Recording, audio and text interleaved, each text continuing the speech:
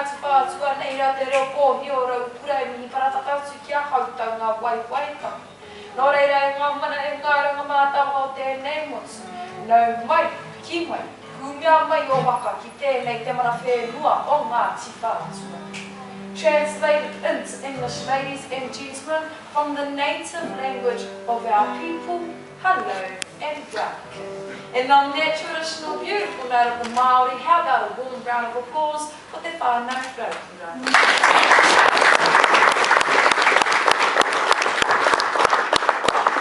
Hello ladies and gentlemen, good afternoon and welcome. Welcome here to your cultural experience of our people, the Maori people. Welcome here to the tribal roots of Ngāti Whātua, and welcome here to the Auckland War Museum, or known as Te Whainahira o Tāki Mahau. We are your performing group, Te Whānau Raukura. We are here to take you on the journeys of our ancestors through the histories that our ancestors left behind for us to share with you all. We began the show traditionally with a traditional instrument we know as the pūkaya. A pūkaya is a war wooden trumpet. It was demonstrated by our warrior at the start of the show. This pūkaya is used to signal our people the arrival of Maori honoured guests much like yourself who are approaching onto our lands and to our villages. And then you heard the karama. And the karama is the cry of welcome performed by our maiden. Traditionally, as manuhiri, as guests approaching onto our lands or to our villages, the karanga will be the first voice you will hear, and it welcomes you onto our lands under the veil of peace. Supporting that cry of welcome performed by our maiden, we then heard the voices of our people together as a family through an item known as a waiata tira. Waiata meaning song, tira as a group, as a family. This item we have just performed was introduced to our culture through Christianity. Christianity was introduced to our culture in the early 1800s. With their Christianity introduced to our culture, they taught us to believe in one creator and one God. So we normally use our koa items to pay respects to our living Father. This afternoon, we actually spoke about the spirit of love within our people and the world. In the background, you can hear an instrument. This instrument is not so traditional. It was introduced to our culture through Christianity in the late 1800s. This instrument to our people is known as Te Rakurikuri Tarakuta. You will know it as the guitar. With the introduction of the guitar to our culture, it allowed our people to add melodies, harmonies, changing the way Maori people will sing forever. Before we show you how our people sing nowadays, we'd like to take you back into time, sharing with you the traditional sounds of the Maori and how we used to sing, as well as communicate in time with our ancestors. So ladies and gentlemen, just to give you the sounds of the Maori people and how they used to sing traditionally in days of old.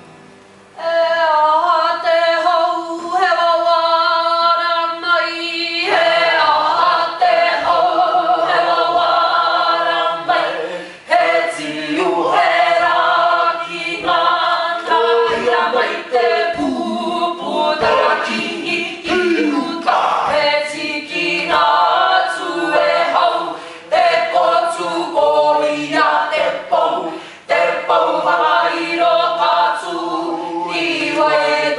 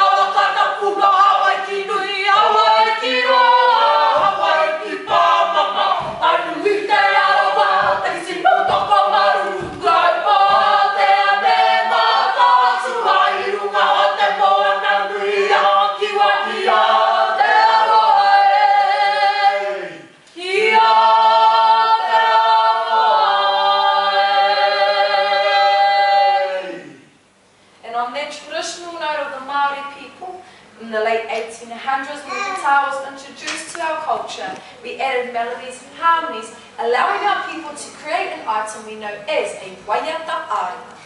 Waiata meaning song, aringa with hand actions, and it is an action song. Now our people created the waiata aringa to use our hand actions to tell our stories down to the next generation. There are two main actions you will see, beginning with the takahi. And the takahi is the stomping of the feet. It is used to keep timing and rhythm with most of our items. The main important action you will see is in our hand movements known as the wiri. And the wiri is the shaking of their hands. To our people, we believe in everything with some sort of life force has movement. Every action you see has a story or meaning relating to that action. So ladies and gentlemen, sit back, relax, allow our people to entertain you with a waiata aringa. Hey!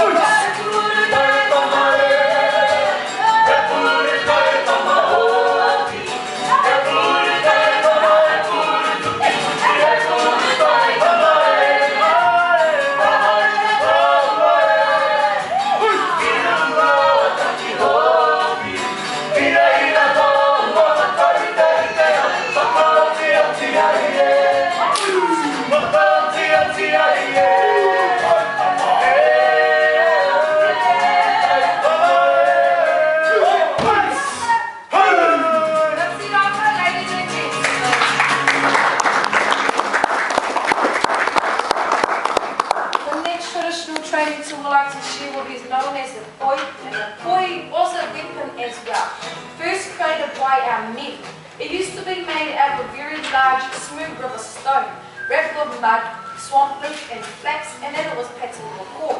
As a heavy tool, this training tool belonged to our men to increase the flexibility in their wrists, to prepare our men for their weapons that will be handed to them followed by their trainings. As years go by, the poi have been modernised into material, has been handed over to our beautiful maidens, where we can use the poi in many ways. We can use the poi to depict the journeys that our ancestors took on their waka or canoe. The poi can also be used to depict the flight patterns of our native birds that are here in Auckland War Museum. And then the poi can also be used as a percussion instrument. Wow! How about a round of applause for our maidens? I'd like to share with you all a double short poem we know as Tō Mai. Tō Mai speaks of the journeys that our ancestors took on their waka canoes through the Pacific Ocean to refine this beautiful country of Aotearoa, New Zealand. Ladies and gentlemen, the double short poem.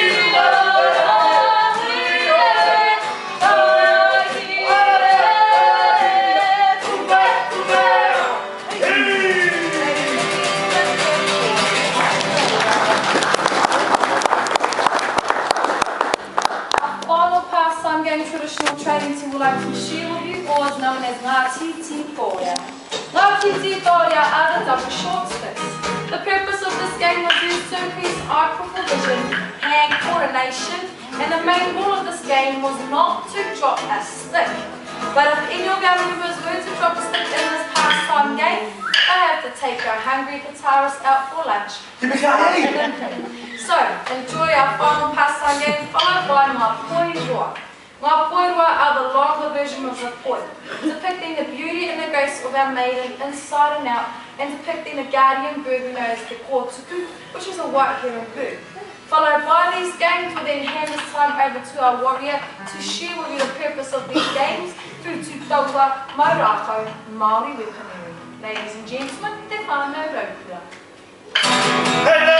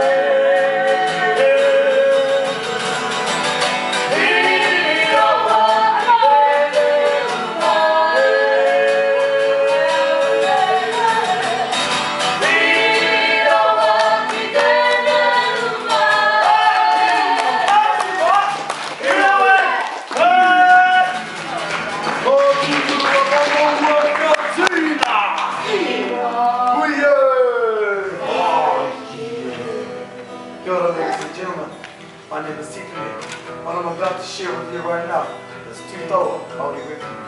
I'd like to share with you one of our weapons from our armory.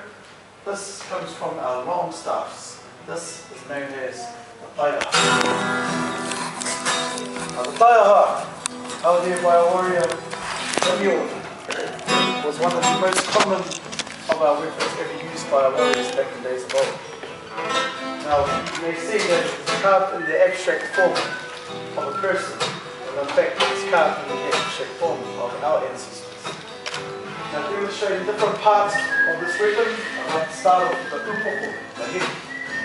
Right at the tip of the upoko, we have the protruding tongue. This is known as the whetero te arere.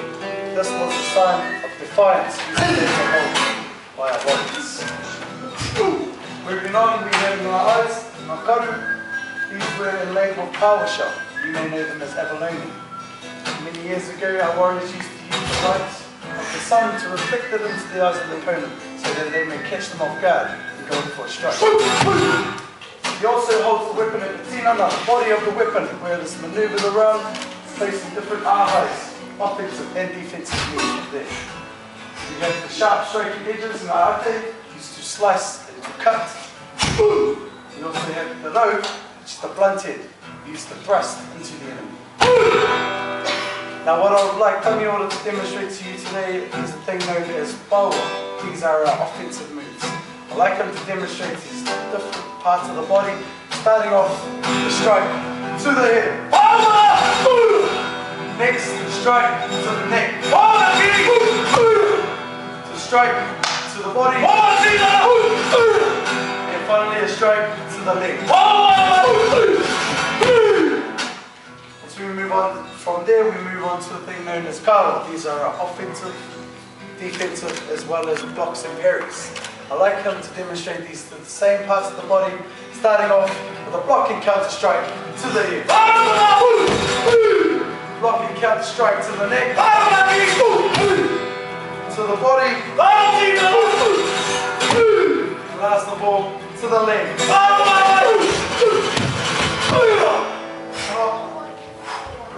Ladies and gentlemen, Maori weapon.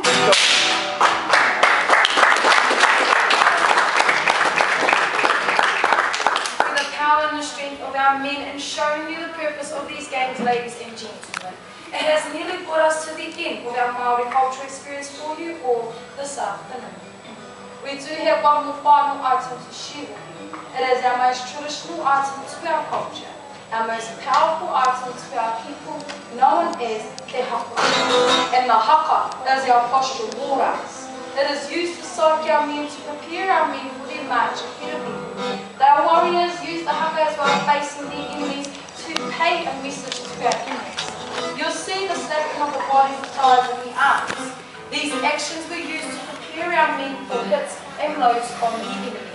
You'll see the whetero te arero, the protrusion of the tongue, only performed by our men. This gesture make the enemy feel intimidated, what can mean defiance. Supporting our men, you will see the ladies do the haka as well. The women did do the haka, not at the battlefields, but before our warriors left our villages to face our enemies on their fields, the women did the haka from our villages because it was a 50-50 chance that our men would turn back home after their battles. So the women did the haka to spiritually hand over their power and strength to their loved ones.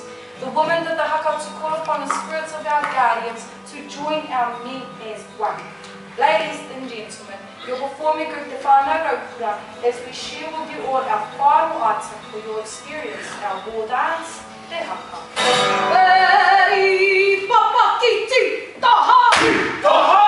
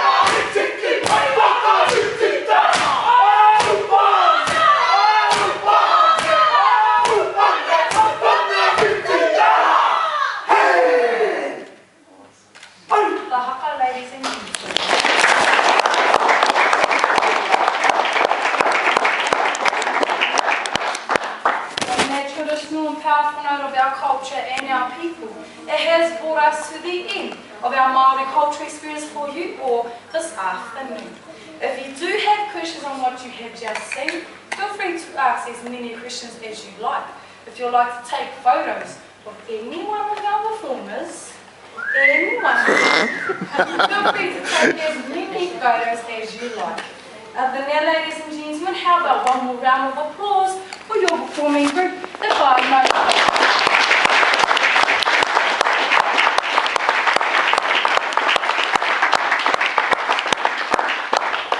On behalf of our people and on behalf of our culture, ladies and gentlemen, thank you all very much for taking this time out of your day. May you all enjoy the rest of your visit here at the Auckland War Museum, and on that traditional note, tēnā koutou, tēnā koutou. Thank you, ladies and gentlemen.